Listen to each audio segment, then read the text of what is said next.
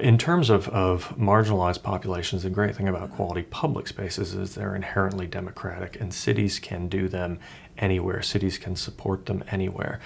You don't have to be wealthy, or you don't have to pay a membership fee to take part in a public plaza, or to ride on a greenway, or to go to a public arts center.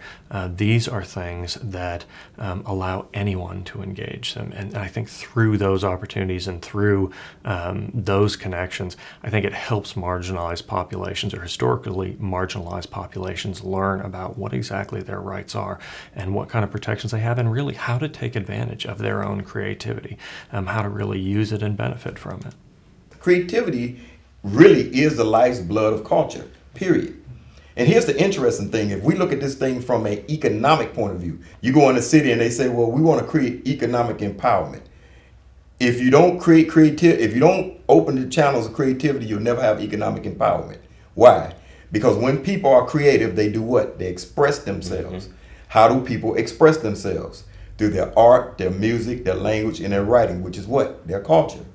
Now, when you have a cultural explosion, you have an economic explosion. You know why? Because people love culture. Why do people go to Nashville? Because they love country culture. Somebody expressed it, and through that expression, they created a style of dress, a style of music, a lifestyle that is entertaining to people, and they pay for it. Why do people go to Memphis and go to Beale Street?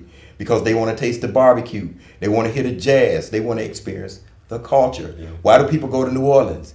Because they want to experience the culture. So when you start looking at it from an economic point of view, what you have to do is create avenues or channels for this creativity to get out. Because when you have a creative explosion, you have the explosion of culture. And when you have the explosion of culture, people follow culture, period.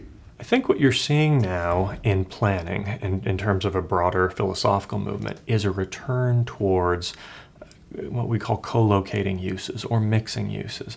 What had happened over the previous 50 or 60 years in terms of how planning cities occurred is in no small part because of the automobile. We started really separating our uses. We started creating big pieces of residential area and big pieces of office, and it didn't really allow for that day-to-day mixing of individuals. And that's something that I think isn't always appreciated, but it really brews a creative environment when you have people just interacting organically on a day-to-day basis.